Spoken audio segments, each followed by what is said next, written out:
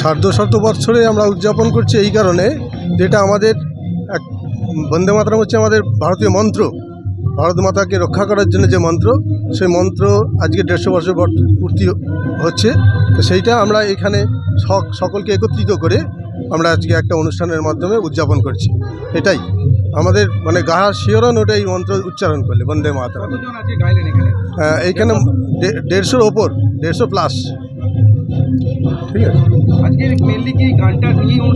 হ্যাঁ, সংস্কার ভারতী হাওড়া গ্রামীণের এবং হিন্দু মিলন মন্দির, ভারত সেবা সংঘ হিন্দু মিলন মন্দির যৌথ উদ্যোগে আজকে আমরা এই অনুষ্ঠানটা উদযাপন করছি। ঋষি বঙ্কিমচন্দ্রের সার্ধশত।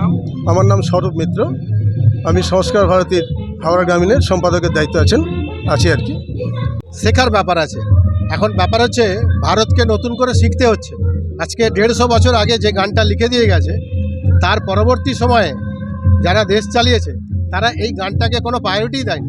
আজকে কোনো একটা সরকার এই গানটাকে প্রায়োরিটি দিচ্ছে, যে কারণে আমরাও আমাদের নতুন প্রজন্মকে যে গানটা বঙ্কিমচন্দ্র রচিত, বাঙালি হিসেবে আমরা গর্ববোধ করি, সেই জায়গাটাকে আমরা তুলে ধরার চেষ্টা করছি। সারা ভারতবর্ষেই পালিত হচ্ছে।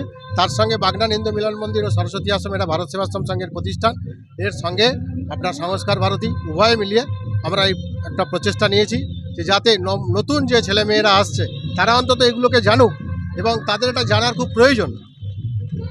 এটাই আমার বলা। অঞ্চল চক্রবর্তী, বাগনান হিন্দু মিলন মন্দিরের সম্পাদক।